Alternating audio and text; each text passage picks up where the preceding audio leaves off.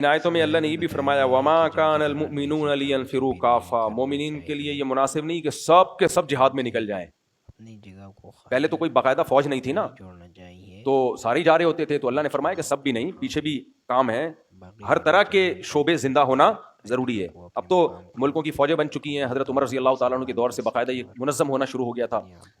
تو اب تو فوجیں، اب تو ظاہر ہے اب فوج لڑتی ہے.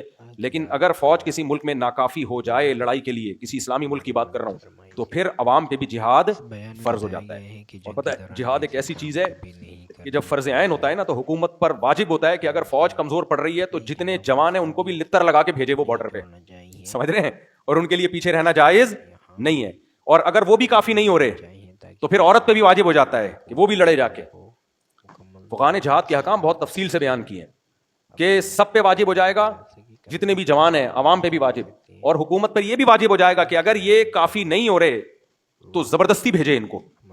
تو ہلکی چیز نہیں ہے اپنے ملک کا دفاع اور قوم کا دفاع اور جو ہے اہل اسلام کا دفاع، یہ اتنی ہلکی چیز نہیں ہے کہ لڑو. اب دیکھو ملک میں جب کوئی لڑائی شروع ہوتی ہے لوگ فوجیوں کا مذاق اڑانا شروع کر دیتے ہیں، کچھ بدبخت لوگ. بہت بڑا جرم ہے، یاد رکھو بہت بڑا جرم ہے.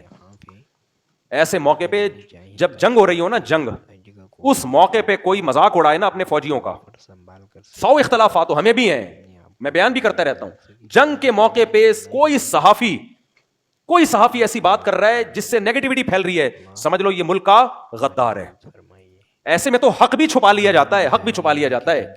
اس میں حق اور باطل نہیں دیکھا جاتا، اس میں یہ دیکھا جاتا ہے کہ کون سا ایسا کام ہے جس سے بارڈر میں لڑنے والے فوجیوں کے حوصلے پست ہوں گے. کوئی بھی ایسی بات کی جائے، ایسے میں حق بھی چھپا دیا جاتا ہے. اگر کسی کی غلطی ہے اس کو بھی پردہ ڈال دیا جائے گا. مثال کے طور پر کوئی کمانڈر میدان میں کھڑا ہوا فوجیوں کو حکم دے رہا ہے کہ آگے جاؤ، کوئی دوسرا آ کے بولتا ہے بھائی کمانڈر تو 2 نمبر آدمی ہے. یار اب کہنے کی کیا ضرورت ہے؟ اس کا مطلب یہ ہو کہ آپ امیر کی اطاعت اس کے دل میں اس کا جذبہ کم کر رہے ہو، تو یہ تو ڈی موٹیویٹ ہوں گے، یار ہمیں 2 نمبر آدمی کی اطاعت ہم کر رہے ہیں. بھائی اس موقع پہ جب جنگ ہوتی ہے، ایمرجنسی ہوتی ہے، اس میں سب نے مل کے فوجیوں کا حوصلہ بڑھانا ہوتا ہے اور سب نے متحد ہو کے دشمن کا مقابلہ کرنا ہوتا ہے. چاہے سوشل میڈیا پہ کریں، چاہے میدان جنگ میں، بھائی سارے اختلافات ایک طرف، لیکن ہم اپنے ملک کے ساتھ ہیں. سوال ہی پیدا نہیں ہوتا کہ ہم جب انڈیا نے اٹیک کیا تھا تو بڑا اچھا ایک لوگوں میں جو مخالفین بھی تھے وہ بھی حامی ہونا شروع ہو گئے، لیکن کچھ بدبخت ایسے خبیث تھے وہ آخری دن تک مخالفت کرتے رہے ہیں ہماری فورسز کی.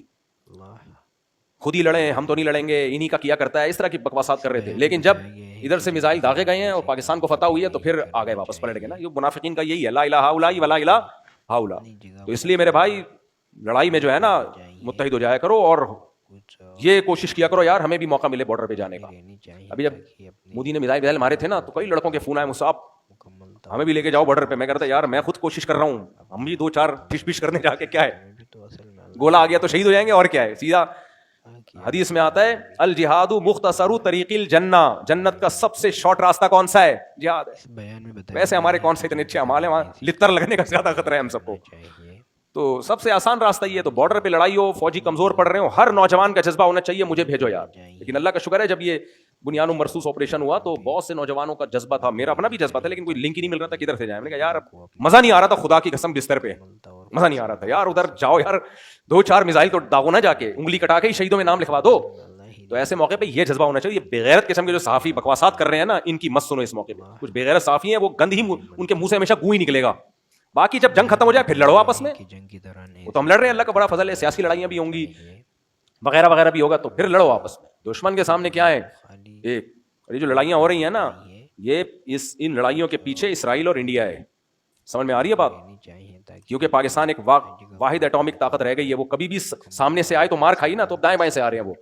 تو یہ اس لڑائی کو آپ یہ نہ سمجھو کہ یہ افضل جہاد نہیں ہے، یہ بہت بڑا جہاد ہے. کیونکہ یہ لڑائی جن سے ہو رہی ہے وہ اسرائیل اور اصل میں انڈیا کی لڑائی ہے. یہ وہ دونوں مل کے ہم سے لڑ رہے ہیں کیونکہ پاکستان ایک واحد طاقت رہ گئی ہے. انہوں نے اس ملک کی واٹ لگانی ہے تاکہ کباب میں جو سب سے بڑی ہڈی ہے وہ سائڈ پہ ہو جائے. تو اس لیے جذبہ پیدا کرو اپنے اندر. ایسے موقع پہ تو یہ تو متحد ہونے کا بہترین موقع ہے. خیر جلدی سے میں ختم کرتا ہوں درس کو. ساری آج جہاد کی آیتیں، اللہ نے اتنی آیتیں بیان کی ہیں ایسا زبردست. مکمل طور پر سنبھال کر سکے اور اپنے آپ کو کامیابی دلا سکے. کامیابی تو یا ایھا الذین آمنوا قاتلوا الذین یلونکم من الکفار ولیجدوا فیکم غلظہ. اللہ فرماتے ہیں جو کفار سے جب لڑائی کرو نا تو उनको चाहिए तुम्हारे अंदर इस सख्ती बयान में महसूस बताया करें। गया है कि जंग के सही है दौरान ना? ऐसे काम कभी क्या नहीं महसूस करें? करना चाहिए जब लड़ाई हो तो उनको लगे कि कि उनके गलत लोगों से हमारा पाला अपनी पड़ जगह गया। को खाली वालमु नहीं अन्नल्लाह करना मअल चाहिए। मुत्तकीन, और जान लो अल्लाह परहेजगार लोगों के साथ है। तो जिहाद में बुराइयों से इज्तिनाब की बड़ी अहमियत है। नमाज की पाबंदी, अल्लाह का जिक्र कसरत से, इन सब चीज़ों का एहतमाम करना चाहिए। इस बयान में बताया गया है कि जंग के दौरान ये काम कभी नहीं करनी चाहिए।